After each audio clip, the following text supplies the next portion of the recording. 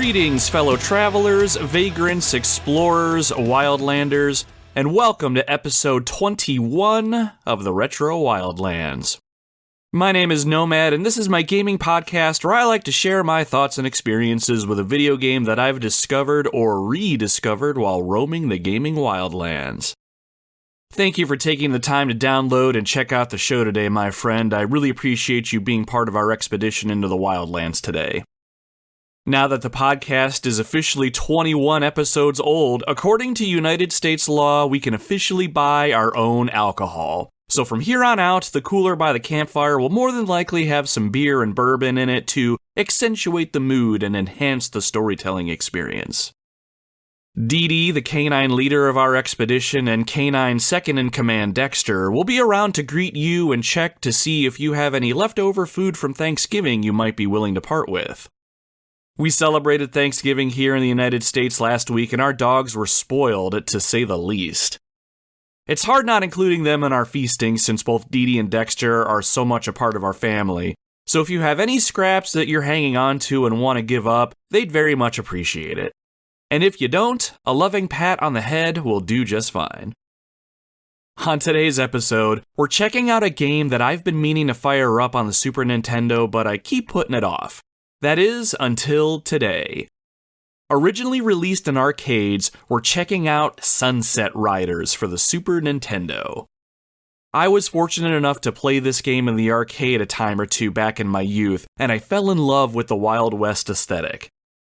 In terms of presentation and gameplay, the best way I can describe this game is by comparing it to Contra and Teenage Mutant Ninja Turtles: Turtles in Time. It's like they came together, had a baby, and they named that baby Sunset Riders. The visuals and musical score are very comparable to Turtles in Time, and the gameplay is very much like Contra, which makes sense since all three games are from developer Konami. In this game, we play as one of 4 bounty hunters, and our job is to rid the Wild West of some nasty outlaws. While there's your usual lowlives, scumbags, and bad guys out there, they don't pay very well. To collect the biggest rewards, we need to go after and fry the biggest fish. I'm talking vermin like the greedy Simon Greedwell, the bandito named Poco Loco, and the dapper English Diablo named Sir Richard Rose. Each of these lowlives has a hefty price on their heads, and it'll be up to us to bring them all to justice. Sunset Riders is a game that is very fun to play. I can't remember the last time I played it in the arcades, but when I decided to pop it in and play it on the Super Nintendo, I had a very hard time putting it down. I was not expecting this game to put its hooks in me like it did. It was just fun to play, and I had a blast diving into the Wild West while I took out bad guy after bad guy with my trusty 6-shooter. And even though I found myself getting my ass handed to me pretty regularly and often, I couldn't wait to jump right back into the game and keep pushing forward. While I tend to find Sunset Riders on longer lists of those must-play video games out there, I usually don't hear or see people talking about it all that much. That's the one reason I decided to give this game a go and see if it was as fun as I remember. I am happy to report that it definitely is, and I can't wait to tell you my thoughts and experiences with this game. Now, before we get into all that, I like to take some time during the introduction of each podcast episode and pull back the curtain a bit here in the Retro Wildlands and toss in some obligatory plugs. I use this time as an opportunity to let you all know what's going on with the podcast, what future episodes might be in the works, what games I'm playing, what I'm up to, and anything else that might be on my mind regarding gaming or whatever else. You're more than welcome to stick around as I ramble for a bit, but I can understand if you want to get right into the Sunset Riders talk. Now, if that's the case, you should be able to skip ahead about 5 or 7 minutes and you'll get to the main event. You can also check out the description of the podcast itself, and there should be timestamps loaded, so if you want to know exactly where you need to go, check out the description and you can do that. So, my extended vacation from my full-time adult job is over, and I am back to burning the candle at both ends. I had a very good time when I was on vacation, though. I didn't really go anywhere, it was more of a staycation of sorts, but I did spend a lot of time on little projects around the house, and I did some things for the podcast. I won't bore you all with the details of all the things I cleaned up and organized at home, but I am most proud of getting my home office in order, and I did so by adding more shelving and just expanding the space that I have so I can bring in more of my growing video game collection. My home office where I work out of and where I record the podcast is actually a bedroom, so I have a closet area off to the right of where I sit. I cleared that out and organized it in such a way where I was able to put a TV in there and a couple of cheap shelves that now house some of my gaming consoles. My PlayStation 2, and Super Nintendo Classic are much easier to access when I just want a game and not have to worry about tying up the living room. The whole thing still needs some work though, but I'm liking how it's all coming together so far. When we moved into the house that I'm in now, I told my wife that we needed to get an extra bedroom so I could turn that room into a home office. It's evolved a bit over the years, but it's turned into my own personal outer heaven for anyone who knows that reference. Beyond working on my office and around the house, I've been working a lot on some little things for the podcast itself now that I was able to devote so much time to it. First thing I knocked off the to-do list was I re-recorded a new trailer for the show. It should still look the same if you see it, but now it's a little shorter and it's very much to the point and it sounds a hell of a lot better. If you have any friends, family, or internet acquaintances that you think might like the show, have them check out our trailer if they don't want to commit to checking out a whole episode.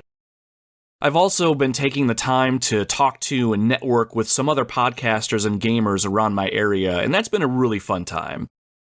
I'm not usually the type to put myself out there, but I really want to see if we can grow the Retro Wildlands. That said, I've agreed to appear as a guest on a couple upcoming podcasts. It was very humbling, as both of the hosts of these particular podcasts approached me to be their guests, and I thought it would be really fun to hang out and talk games with these folks. Outside of having my own show, I've always wanted to be a guest on somebody else's podcast, so I was really excited for the opportunity. It'll probably be a while before everything lines up and those episodes drop, but I'll keep you all posted if you're at all interested in hearing me chat it up with some other podcasting hosts. Now, as far as what's coming up on this podcast in the next few weeks, I've started to get that Resident Evil itch again. It's probably the T-virus coursing its way through my veins, but it's an itch nonetheless. We started off the Retro Wildlands with the original Resident Evil, and we talked about Resident Evil 2 on episode 9. Over this past weekend, I decided to fire up Resident Evil 3. I haven't played the third Resident Evil in quite a while, so it was pretty awesome jumping back into it after so many years.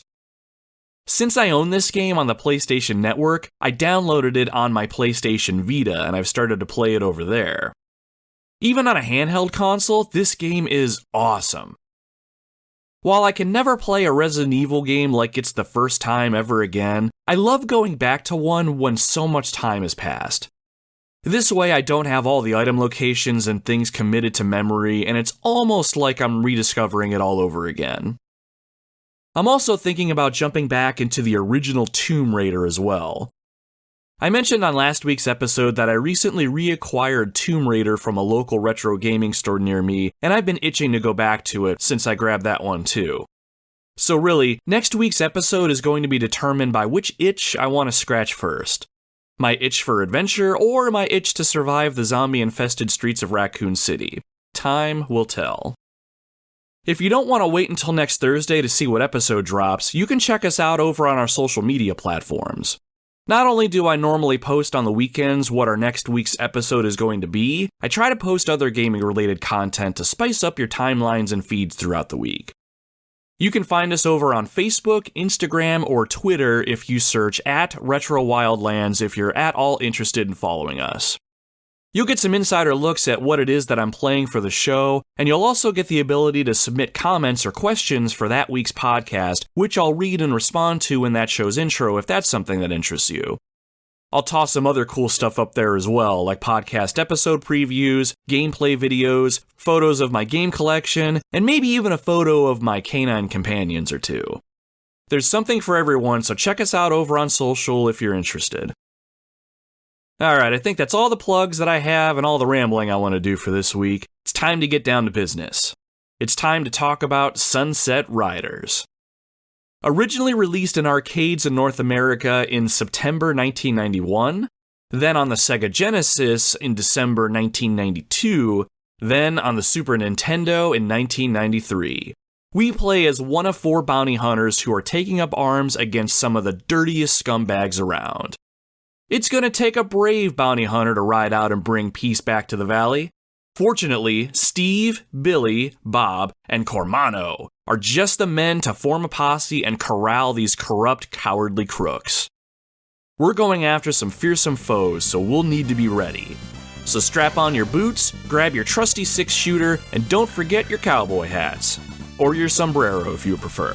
It's time to saddle up and bring some justice back to the valley, one bullet at a time.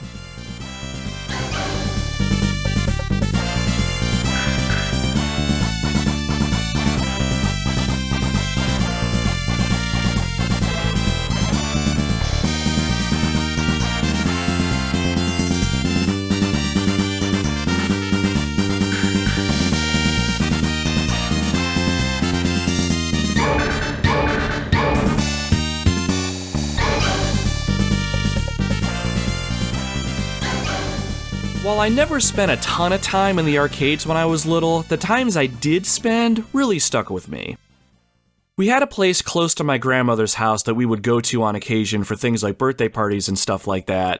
A pizza place that had a couple arcade machines set up in its lobby that I would play with my mom when we went to pick up dinner, and a few other random locations here and there. Other than hanging out with my mom and playing Pac-Man on a tabletop arcade machine, I don't really remember any specific instances of going to the arcades. But what always stuck out for me, more than anything, were the games that I saw and the games that I played. There were the older games like your classic Donkey Kong, Pac-Man, and Missile Command, but when I close my eyes and think back, I think of games like Afterburner, Teenage Mutant Ninja Turtles, The Simpsons, The X-Men, Terminator 2, and Lethal Enforcers.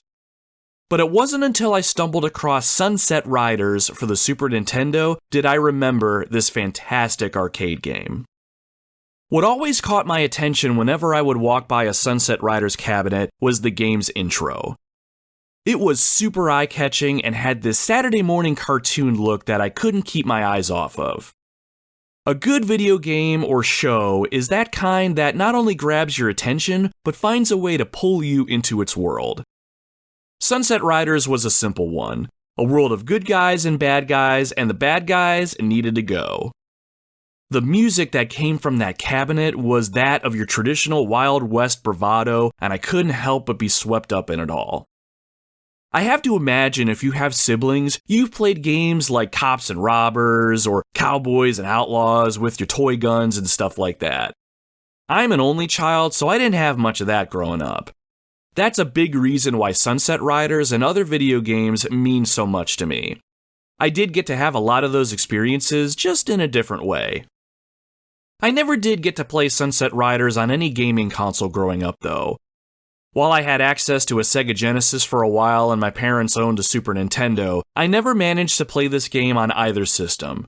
Not until recently, that is, and I'm happy to say, the Super Nintendo version of this game is an almost perfect port of the arcade game. Almost. The Genesis version, though, was a lot more stripped down than I would have liked to see, but they had it on a 4 megabit cartridge if I recall correctly, so there wasn't much space to cram it all in. I think it'll be fun to check out these differences later, but I'm getting a little ahead of myself. Let's peel back the layers here and see what it is that we're working with. So, what is this game? Sunset Riders is a side-scrolling run-and-gun shooter where we play as a bounty hunter who is out to collect money by doing what bounty hunters do best: collect bounties. And we're gonna be doing that by going after 8 of the most wanted outlaws in all the Wild West. Yeehaw! We can play as one of 4 characters: Steve, Billy, Bob, or Cormano. Not much is known about our bounty hunter heroes, but they're all different, and depending on who you pick, you'll have a slightly different game experience since each of them has a different weapon. Well, Steve and Billy have revolvers, and Bob and Cormano have a rifle and a shotgun respectively that act more or less the same, but we'll dive into them into more detail when we talk about the gameplay. I usually play as Billy whenever I would play Sunset Riders in the arcades, and I would do that for a few reasons. One, I like that he has a handgun. I've always been a fan of revolvers as a firearm in general. Two, Billy looks the most badass in the game's opening movie where he's dual-wielding 2 revolvers and delivering sweet justice like it's just another day. And 3, his blue attire and his name make me think of Billy from Double Dragon, who's my favorite Double Dragon character. But more to come on our heroic bounty hunters a little later. When it comes to the presentation and visuals of Sunset Riders, it's a great-looking game. Obviously, the arcade version of the game looks and sounds the best overall, but the Super Nintendo captures that arcade look and sound exceptionally well. The game overall is pretty colorful too. The 4 bounty hunters all have their own distinct color, but environments really pop. Now granted, when you think Wild West, you're probably thinking about a desolate desert town complete with brown buildings, brown roads, and the occasional piece of tumbleweed. And while you're not wrong, the color palette used in this game is pretty vibrant. While dirt streets and wood buildings are plentiful, rivers are a vibrant blue, trees and grass are vivid greens, and the characters on screen really pop. Character animations are really well done too. Movement is smooth, and that includes walking, shooting, and jumping. All animations have a decent amount of frames, so you can really see more movement play out with every action your character takes, if that makes sense. Basically, your character doesn't look super stiff. The sound design is good overall in Sunset Riders too. I don't know how to put it into words, and maybe someone listening will understand what I'm trying to say, but arcade games just sound different than console games. And I know, sound coming out of a cabinet in a wide open public space sounds different than sound coming out of your TV in your living room, but the sound design in an arcade game has always been unique sounding to me, and I just cannot explain it. But that smooth, detailed sound design translates to the Super Nintendo very well. Gunfire from your character feels very powerful and has a weight to it. The screams of your enemies dying has that perfect arcade tone, and picking up power-ups just sounds so good. You'll get to hear some of that coming up soon, but what I'm trying to say is the presentation of Sunset Riders is the complete package. Oh, and I can't forget the opening movie to the game. Drawn in that Saturday morning cartoon style that I mentioned before, the opening movie introduces the main characters in spectacular style. When the movie opens, we're shown an outlaw dressed in mostly purple attire, standing across one of the bounty hunters. It's clearly shaping up to be a classic Wild West duel. Hands are at each man's side, and the tension is mounting. The outlaw looks at the bounty hunter from behind the bandana covering his face. Almost in a flash, he goes for his gun. But the bounty hunter was quicker on the draw. With a muzzle flash, the outlaw falls backwards and hits the ground dead as a doornail. Looking up from underneath the brim of his cowboy hat, Steve holsters his weapon and smirks. The only good outlaw is a dead outlaw. Next, we're introduced to Billy. With 2 revolvers in hand, he quickly dispatches a bandit in a nearby building who slumps out the window and another bandit that's off-screen. Little effort is expended, and Billy's face is cool as a cucumber.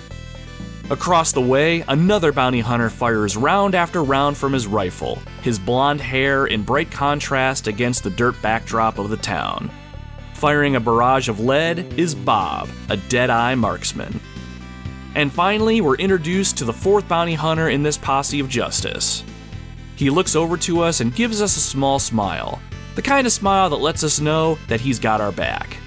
Dressed in a pink sombrero and poncho while sporting the manliest of Wild West beards, we have Cormano. Together, the posse of bounty hunters saddle up and ride towards the sunset. Adventure, danger, and glory await our heroes, the Sunset Riders. Now, even if I didn't throw any coins into the Sunset Riders arcade cabinet, I would always stop and watch this intro. It was just a minute long, but that minute always got me in the mood to strap on a pair of boots and holster a 6-shooter and hunt me down some varmints. But in all seriousness, Sunset Riders has one of the best openings in all of video games, and I really mean that. If you've never seen it, check it out on YouTube or something. Chances are, if you've checked out an arcade or two when you were younger, you may have seen Sunset Riders and not realized it. Well, now that the opening movie has us all fired up for some action, I say we check out the game's opening level and get a feel for the gameplay experience that Sunset Riders has to offer. The first versions of the arcade machine had a dedicated joystick for all 4 bounty hunters, so up to 4 people could play the game at once. On the Super Nintendo and even the Sega Genesis, you can play with up to 2 players. Just so we're not jumping around each system too much, we're going to talk about the Super Nintendo version since that's the one I played recently. So when you start up a game, you're taken to the character select screen and you can choose your bounty hunter. Steve, Billy, Bob, or Cormano. Each character controls the same, but where they differ is the type of weapon they carry. Steve and Billy both carry revolvers. When you fire their gun, it'll fire a single bullet that fires pretty quickly. Just like any revolver, they're semi-automatic, meaning you'll have to press the fire button on the controller each time you want to shoot. And just like Contra, you'll fire almost as quickly as you press your button. Now, while Steve and Billy fight with their revolvers, Bob and Cormano will fight with a rifle and a double-barrel shotgun, respectively. Even though they are different weapons, they operate the same. Instead of a single bullet, they'll fire multiple bullets out in a spread pattern. It's almost like Bob and Cormano have the spread gun from Contra, but instead of the bullets traveling out in a wide arc, bullets are a bit more grouped together in a tighter cluster. They also fire semi-automatically too. Except for boss encounters at the end of each stage, all bad guys are going to die in one hit, so playing as Bob or Cormano usually makes the gameplay experience a little easier. Oh, and one more thing about our heroes. They don't have to stop and reload their weapons, so you can keep firing without needing to stop, which really adds to the gameplay experience. Alright, so let's get into this thing. At the character select screen, we decide to play as Billy, because Billy's my favorite character and it's my show and we're going to do what I want. Once we select our bounty hunter hero, it's time for action. Sunset Riders has 8 stages to play through, and at the beginning of each one, we're shown a wanted poster that highlights the outlaw that we've come to take down, along with the cash reward amount. In stage 1, we're after Simon Greedwell. Sort of as his name implies, he's a rich and greedy bastard that only cares for his money. Let's go show him what Wild West justice tastes like.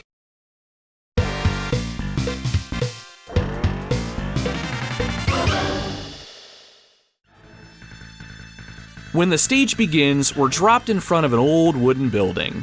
Wood barrels and horse troughs are outside, and the sky above is a bright blue. We move Billy to the right by pressing the directional button in that direction. It doesn't take too long for us to come across our very first lower-level outlaw. Dressed in dark green clothes and with a red bandana, he raises his gun and looks to fire at us. We don't give this guy the chance, and we hit our Y button to fire a few rounds in his direction. All it takes is one though, and when that bullet hits him, he goes down. He'll be the first of many to fall under our boot heels, but there'll be many more to come, believe that. As we move forward, we come across another building that actually has a second floor to it. On that second floor, another outlaw stands, ready to fire on us. We angle our weapon upwards by pressing the directional button in that direction and fire off a couple more shots. Another one down. As we approach the building, we can see that the door is wide open. Pressing up on the directional pad has us run into the building. After a moment, we come out and we have our hands on the game's first power-up, a silver sheriff's badge. Whenever we find one of these, whoever we're playing as will gain a second weapon that they'll be able to fire in their other hand, doubling their firepower. Hell yeah! Now Billy has 2 revolvers. The way he holds them will have bullets flying right out in front of him and upwards at about a 45-degree angle. He can also fire from a crouch, or if he's on a higher plane, he can fire downwards on enemies below. Speaking of a higher plane, after we collect our second weapon, we find that we can't move forward due to some wooden boxes in our way. Looking up, we notice this building has 2 floors and there's a walkway above. Pressing up and the jump button together, we jump up to the walkway. Anytime there's a second level like this, we can jump up or back down to the level below by pressing the D-pad in that direction and pressing the jump button. You're pretty nimble when you're doing this, and as an extra added bonus that we can use to our advantage later, we won't take any damage from enemy bullets while we're in this animation, so keep that one in your back pocket. As soon as we land up top and start to move forward, we spot another outlaw down below us. We aren't quick enough on the trigger and he gets a shot off. Bullets fired from the enemy actually don't travel all that fast, so we generally have more than enough time to evade them. As long as we don't let too many come at us at once, that is. In this case, we decide to jump over the incoming bullet by pressing the jump button. And because we're a complete badass, while we're in the air, we point the directional button downwards and fire our twin revolvers. The volley of bullets sail down and rid the Wild West of one more lowlife. Once we land, a new type of enemy starts to run towards us. Dressed in a pink vest, this guy doesn't have a gun, but instead he's brandishing a knife and running right at us. Whatever, he's the idiot that brought a knife to a gunfight, so we teach him the error of his ways with a hail of lead. But what's this? This guy actually ducks underneath our bullets and continues closing the distance. Right as the outlaw is about to swing his knife at us, we press down on the directional button to crouch down. Once we do, we fire again, and this time we get our man. We'll have to be on the lookout for these crazy bastards as we go. If we aren't paying attention, we could end up with a few finely cut lines or pretty deep holes in us if we aren't careful. As the stage progresses onward, many more outlaws will try and come at us. Just like Contra, the general rule of thumb here is that you want to keep firing your weapon at all times. All it takes is one hit to take an enemy out, so if you're spitting out the lead and moving forward, you're generally going to hit most bad guys before they even pose a threat to you. But it would be pretty cool to have even more firepower though. Which brings us to our second power-up. A little ways after we jump down from the walkway that we're on, we'll see a gold sheriff's badge on the ground. Once we pick that up, we'll notice that our guns gain the rapid fire ability, and all we need to do is hold down the fire button for maximum output. And you can stack power-ups in this game too, so the 2 guns that Billy has on him both have rapid fire. Fuck yeah, now we're cooking. A little ways after that, we'll come across another outlaw dressed in red who decides to throw a stick of dynamite at us. If that thing explodes and we're anywhere near it, we can kiss our asses goodbye. If we walk over to the dynamite, we'll automatically pick it up. When we press the shoot button, we'll toss it out in front of us. This is a perfect way to get ourselves out of danger and potentially take a few outlaws out in the process.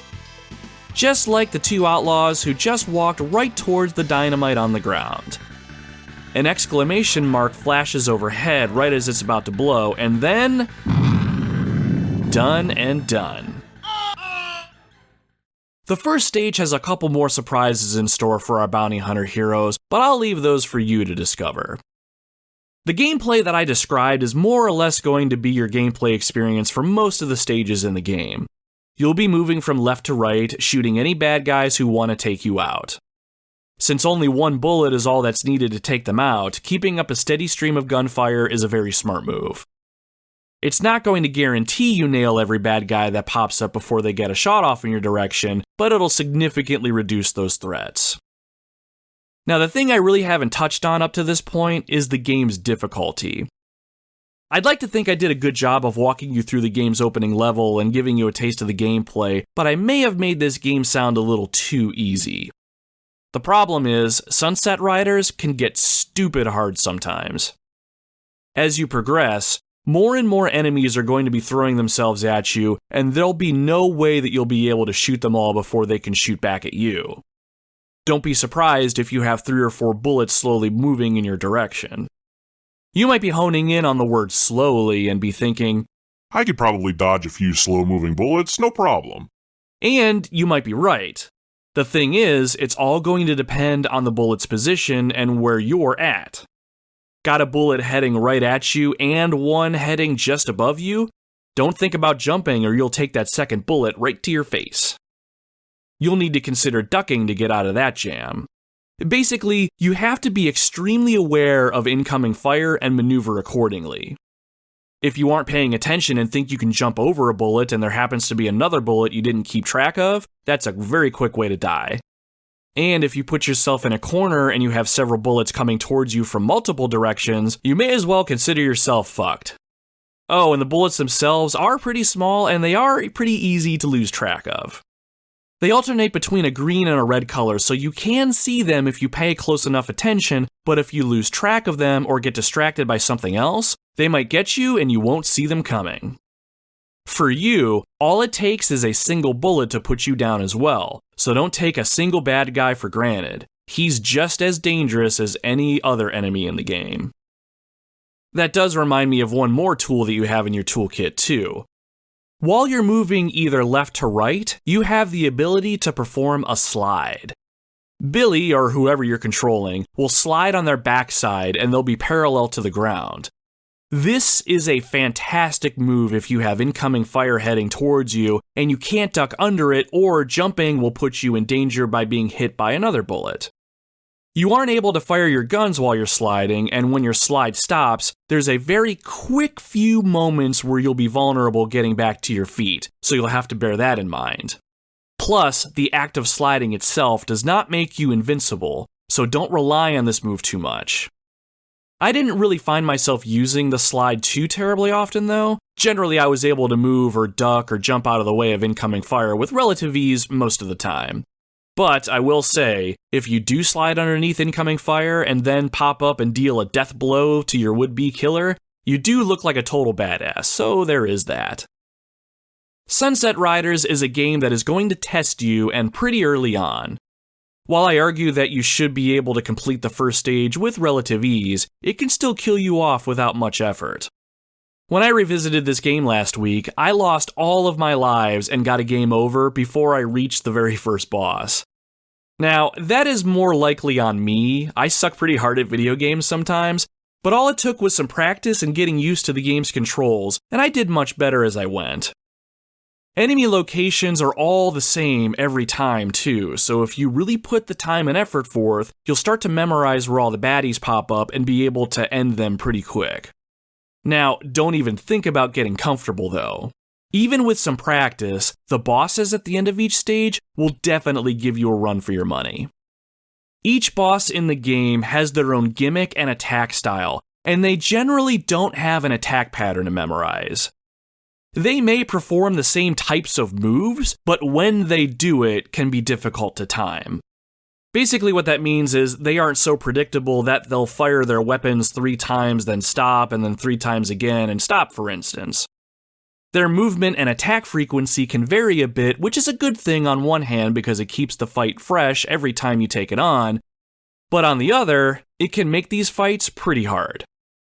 In most boss fights, you'll have to contend with other basic enemies while the main baddie is on screen, so if you aren't playing aggressively, there's going to be so many bullets on screen that you'll be hit no matter what you do. So with that, I think this is a perfect time to talk about some of the boss encounters that you'll be facing in Sunset Riders. Let's start off with Simon Greedwell, the main outlaw that we're hunting at the end of Stage 1. We walk up to a 2-story building that has 2 windows on the bottom level, 2 balconies on the second floor to the left and right, and then another bigger window balcony thing in the center of the second floor. That big window balcony area has 2 barrels in front of it that are about waist high, perfect for someone to hide behind, it looks like. Then, right on cue, Simon himself appears behind the barrels with a rifle in hand. He smirks at us and delivers one of the worst one-liners ever. It's time to pay. Then, the fight is on. We can't hurt Simon until we shoot those barrels out of the way, so we'll have to dodge Simon's incoming fire while we work in our own attacks to whittle away at his barricade. But the battle isn't as simple as that. Sticking their heads out from the windows on the first floor and popping out onto the balconies of the second floor are some generic low-level scumbags. So while Simon is shooting his rifle at you, you'll have bullets flying at you from all angles. The best strategy here is to concentrate fire on the generic enemies to clear them out, and slowly chip away at Simon's barrel barricade. This is where moves like the slide will come in handy if you find yourself in a tight spot. Just don't let there be so many bullets on screen that you trap yourself in a corner or something like that. Once the barrels start to take enough damage, they'll start to blink red in classic arcade fashion. This means that they're pretty close to being destroyed, so keep up the fire. Just don't stand underneath them when they do fall, because they will fall on you, flatten you, and kill you. That is an embarrassing way to go, let me tell you. I'm pretty sure this little detail is true in all of the boss battles in this game, but if you concentrate fire on just the generic baddies and kill enough of them off, they'll stop appearing and you can concentrate your efforts on just the boss. It takes a minute or two to clear them all out, but it's well worth not having so many bullets flying at you.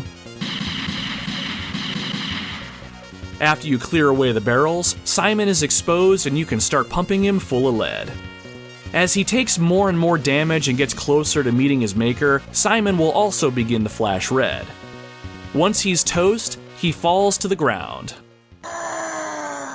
With his final breath, Simon has one last request. Marry me with my money. And with that, we are victorious and we collect our bounty.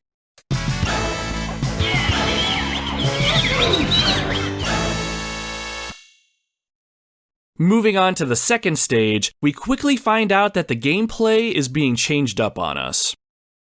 This time, we're after another one of the Wild West's most dangerous outlaws, Hawkeye Hank Hatfield.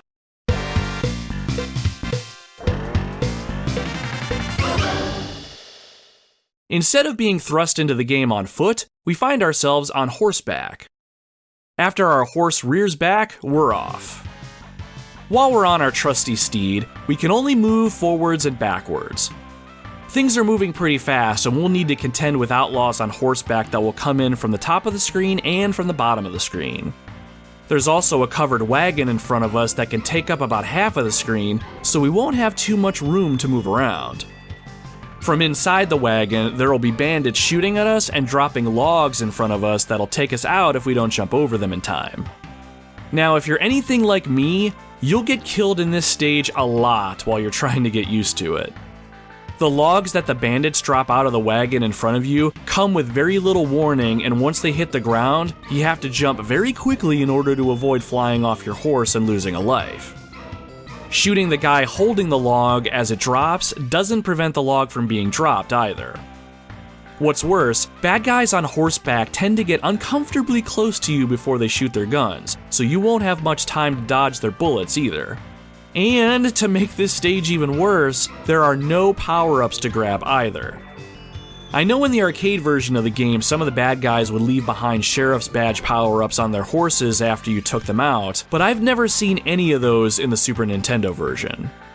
So if you don't have any power-ups in hand coming into the stage, or if you have them and you die and you lose them, you're stuck with your basic weapon for the rest of the level. It's not the worst thing, but it's just another thing that's stacked against you. It will definitely take practice to get through this stage. Eventually, a train will travel alongside you and you'll have to take out some outlaws from the train, but that part isn't too bad once you get to it. Just be sure to shoot enemies as soon as they appear to avoid another bullet shower. Once you make it past the train, you'll get off your horse and get ready to have a showdown with Hawkeye Hank Hatfield himself. As you move forward, you'll spot Hank at the top of the screen. There's several waist-high boxes on either end of the screen, and Hank has a few bandit lackeys ready to pounce. After a brief moment, Hank initiates the battle by calling out to you. "Draw, Pilgrim." At this point, the bullets start flying. The bandits just move back and forth from left to right, so taking them out is pretty easy, but Hank himself makes very good use of the boxes in front of him for cover. He'll only pop out to open fire on you, and his bullets move pretty fast. He doesn't stand still for long though. Once you start hitting him or get close to hitting him, he'll dive into the next cover and hunker down. He's pretty fast and agile, and if you let some of the generic baddies get enough shots off along with Hank, there'll be a lot of bullets that you'll need to dodge in order to stay alive. I used the slide technique a lot in this battle. More than anything, just keep up the fire and stay aggressive while you're dodging bullets. And like I mentioned before, one of the best things you can do is concentrate fire on all the lower level lackeys until they stop appearing, so you can concentrate on Hank himself. Eventually, when you do enough damage to Hank, he'll jump out of his cover and right next to you on your side of the screen. He'll start firing at you at near point blank range, so you need to take him down and take him down fast. Luckily at this point, it doesn't take much to get the job done and he'll go down pretty easy, stating the obvious as he crumples to the ground. You got me. And with that, another bounty collected.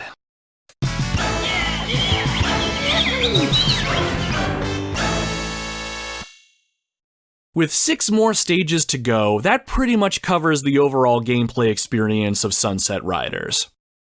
The game continues to get harder as you go, with more enemies on screen, differing stage designs, and faster enemy bullets, but the stages themselves aren't too hard once you play through them a few times.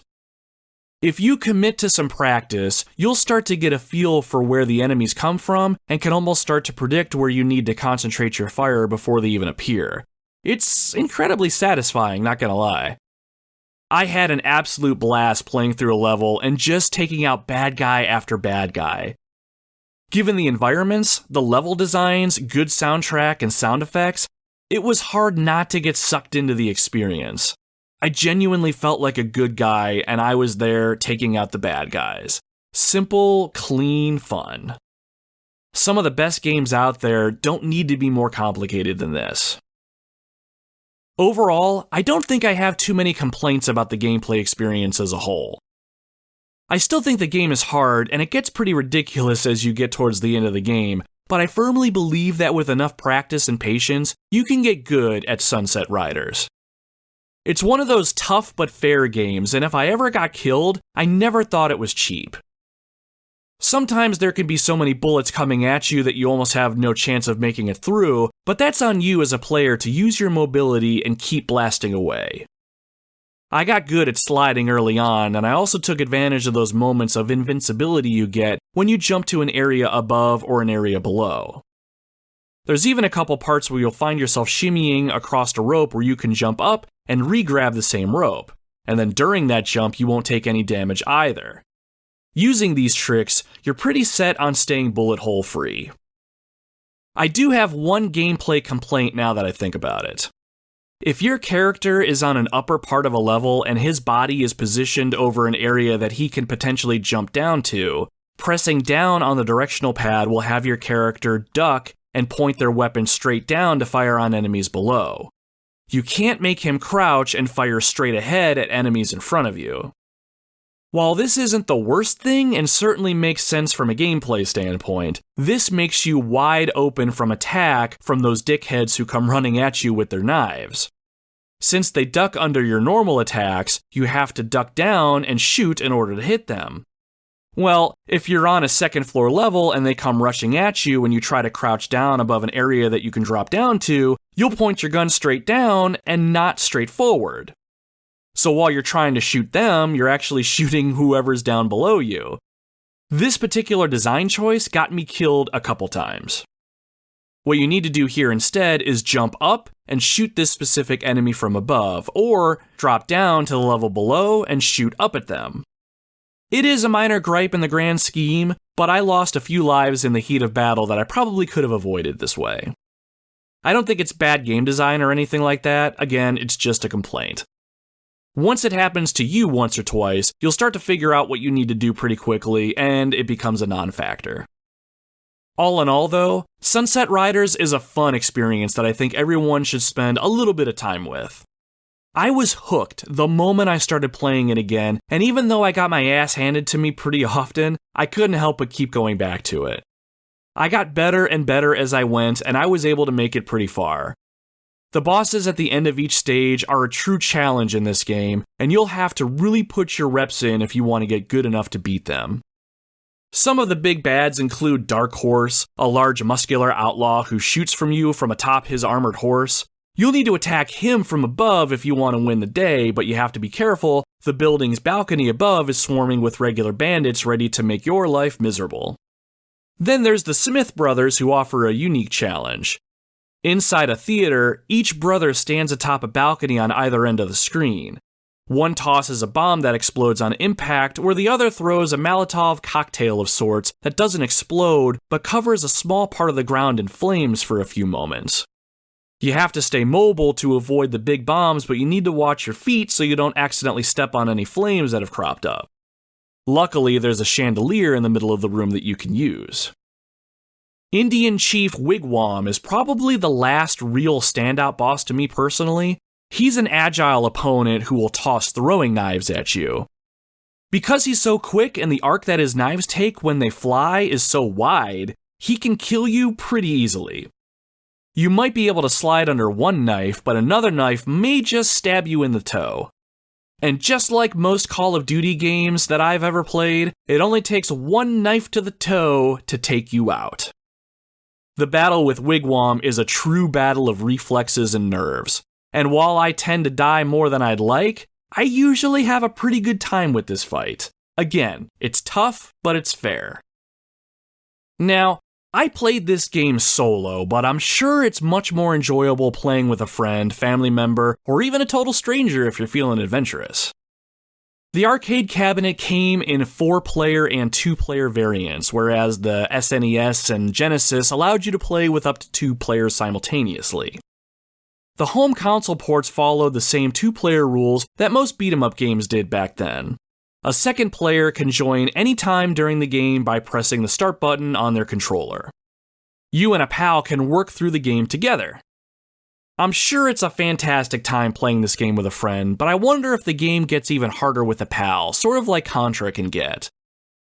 You see, player models are fairly large compared to the game area itself. While you move around at a decent pace and you can jump and slide, your hitbox is actually pretty large. That basically means there's a lot of you that you need to keep away from incoming fire. So I can only imagine how hectic having 2 characters on screen can be, let alone 4 on the arcade cabinet. I mean, don't get me wrong, I'm sure the experience is an absolute blast, but it just makes me wonder. If you've ever played Sunset Riders with a pal, let me know. I'm genuinely curious what your experience was like. So beyond that, there are a couple things the game does while in 2-player mode that I think are sorta neat. As I'm sure we remember, first and foremost, our heroes are bounty hunters. When going against the main outlaw that you're after at the end of each stage, the game keeps track of who deals the most damage to the boss. After the boss kicks the bucket, whichever player dealt the most damage to the boss is the one that actually gets the cash reward and has it added to their total.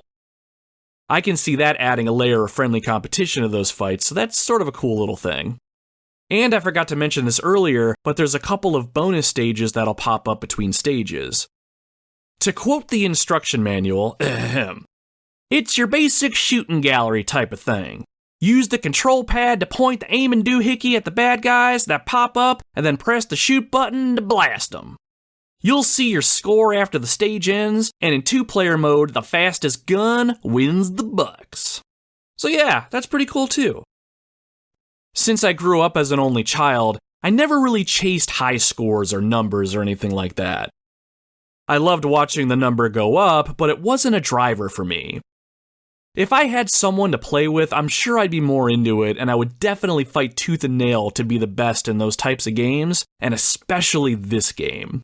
You know, for Wild West gunslinging bragging rights. As we start to wind down, I don't think I have too much more to say about the game itself. Like I mentioned before, this game is one I think everybody should try at least once and put a little bit of time in. I really think it's going to hook you pretty quick if you let it. But before we call it a show today, I thought it would be cool to share some of the things I discovered when it comes to the various versions of the game. The arcade version being the definitive, of course, but the Super Nintendo and Sega Genesis versions of the game each have things that they added, removed, and even changed in their versions that I thought was kind of interesting. Since we're talking about the Super Nintendo version, the one I put my time into, let's start there. Overall, there aren't too many changes compared to the arcade version, but the few changes there are pretty drastic. First up, let's talk about the ladies.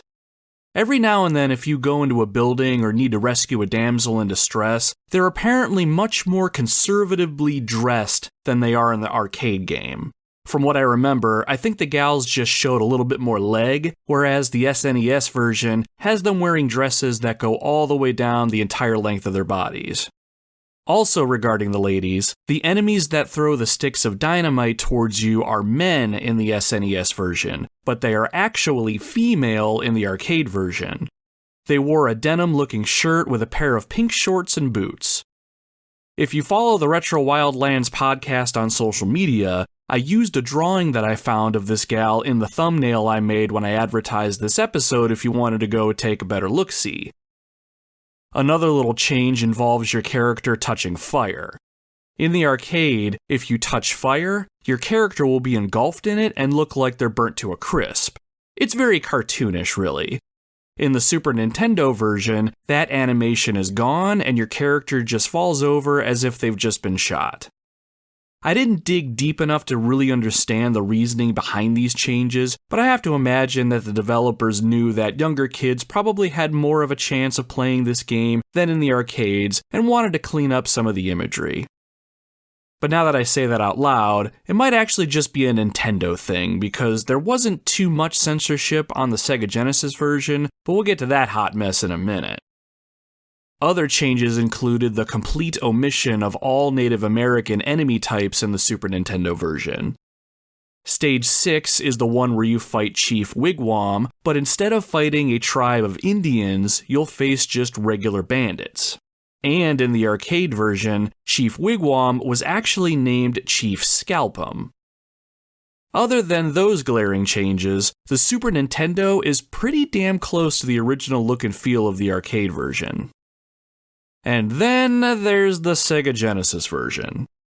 Now, I don't dislike the Genesis, don't get me wrong, but there are some games that have a Super Nintendo counterpart, and 8 times out of 10, I feel like the Super Nintendo version is better.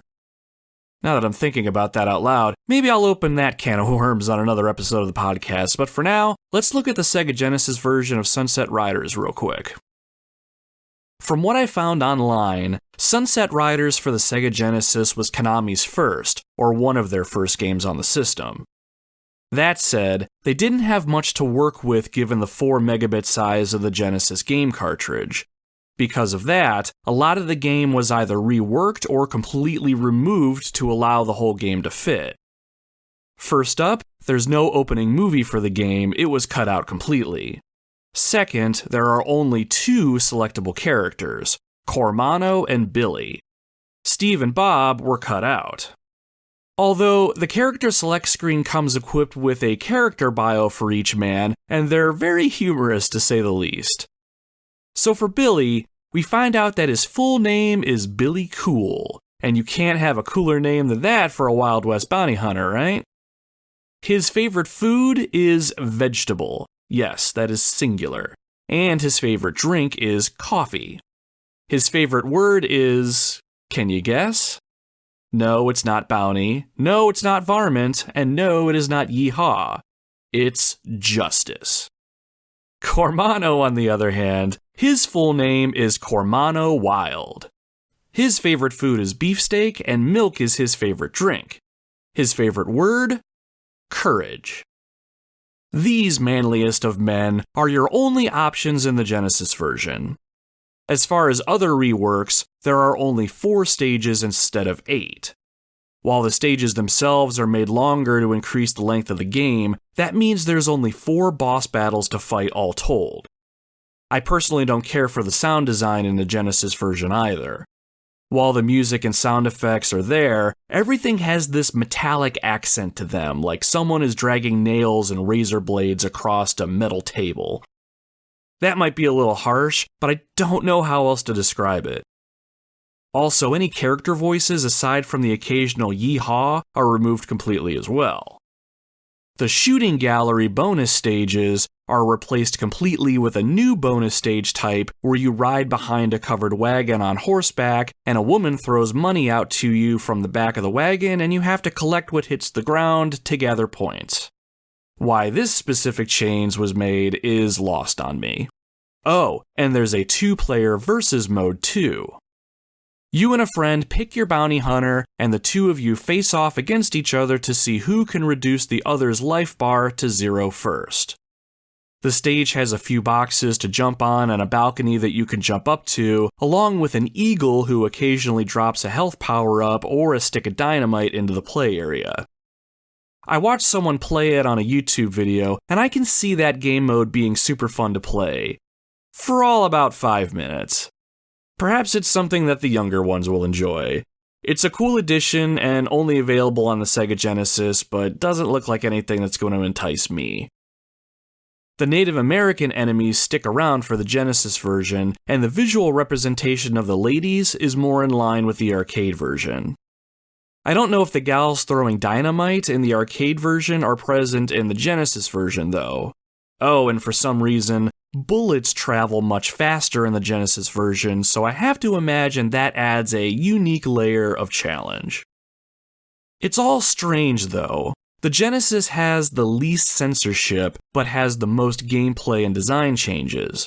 The Super Nintendo version is the most accurate from a gameplay standpoint, and has all the levels and nuances from the arcade, but it has the most amount of censorship. I don't know about all of you, but I find this sort of thing very fascinating. It's interesting to me to see the differences between game versions. Things like what was kept, what was cut, what was changed. I don't know. Hopefully some of you listening feel the same way that I do. One of these days I'll have to find a way to experience the Genesis version just to say that I did. So to wrap it all up, Sunset Riders is a really special game. What I personally love most about it is that Wild West feel to it. There's plenty of games in this genre out there from the past, and even with us now in the present though. Wild Guns, Call of Juarez, Gun, and even Red Dead Redemption. But Sunset Riders has a sort of staying power that matches or even rivals some of the best. Not only does this game make me feel like an actual bounty hunter, I have a damn good time while I play it. The game is a visual feast for the eyes, the sound design is great, the gameplay is fun, even if it is hard sometimes, and the soundtrack just seals it all in a nice package. It's hard not to have a good time with this one, so if you have a way to do it, I recommend giving Sunset Riders a chance. Strap on your gun belt, grab a cowboy hat, or even a sombrero and jump right in. And if you could wrangle up a friend, even better. There's a ton going on in our world today, and it feels like all we do is work and stress ourselves out. A simple and fun game like Sunset Riders is just what the doctor ordered.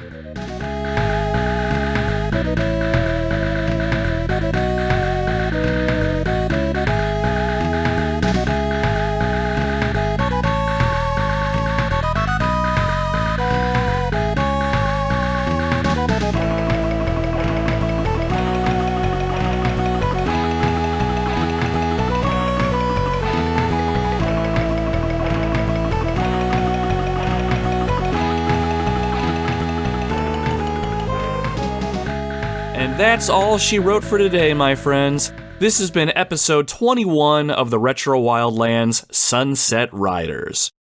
Thank you again for taking the time out of your busy lives to check out the podcast today. I really do appreciate being able to hang out today and talk about a pretty cool game with you. While I talk up the Wild West aesthetic and all the good stuff this game has to offer, I really think you should play it and experience it for yourself. There aren't many games out there that tend to hook me like this game did, so it was awesome rediscovering this gem in the Wildlands this week. And I didn't know this until after I recorded the main part of the podcast, but Sunset Riders is available on the Nintendo Switch as an arcade archives game. Here in the US, it's priced at $7.99 and appears to be a one-for-one port of the arcade version of the game. In the gameplay trailer that's over on Nintendo's website, the game itself looks pretty faithful, down to the female bandits throwing dynamite at you, so if you have a Switch and about $8 to spend, I don't think you can go wrong with this one. And if you do try this game, or you've played this game before, let me know what you think. How do you do that, you might be wondering? Very easy. Just check us out on social media. Just as a reminder on where to find me, the podcast has a presence on Facebook, Instagram, and Twitter. Just search @RetroWildlands. Feel free to interact with any of the posts that I've thrown out there, or you can shoot me a direct message if you want to chat directly. I'm on social pretty regularly throughout the day, so I'd be happy to get your feedback on the show, chat about your gaming memories, or just bullshit in general. And speaking of feedback, if you liked the show today and you want to show it and myself some support, please consider following us on your preferred podcasting platform. I have to imagine you like the show enough to make it this far, so why not leave a good review on your podcasting platform if it gives you the ability to? The more positive reviews we have, the more the podcast circulates out into the wild, and that would be really awesome and very helpful for us to get us out there a little bit more. Now, if you really like the show and think we might have something here, please also consider spreading the word about the podcast to your family or your friends. Better yet, spread the word to that one clingy friend that just never leaves you alone. Are you tired of constantly being asked to hang out, or are you having to suffer through constant text messages from this person? Let them know about the podcast. It'll be something for them to do, and then that's their reason to leave you the hell alone. Plus, if they don't like the podcast, they're sure to never speak to you again, so it's a win-win. So what's coming up next week? Like I mentioned in the intro, I have my eyes fixated upon Resident Evil 3 or Tomb Raider, both for the original PlayStation. It's more than likely going to be Resident Evil 3 since I've been playing it in chunks on the go on my PlayStation Vita, but anything can happen. I'm pretty sure there's been a few podcasts where I've announced a game coming up or something that I've been playing, and then all of a sudden, a game I never mentioned gets an episode, so we'll just have to wait and see. Check us out over on social media. Once I lock in an episode, I'll let the world know either Saturday or Sunday. Either way, I'm excited to take the expedition out into the Wildlands next week to see what we find, and I'd love it if you join us. Until then, my friends, my name is Nomad, and you can find me roaming the retro wildlands.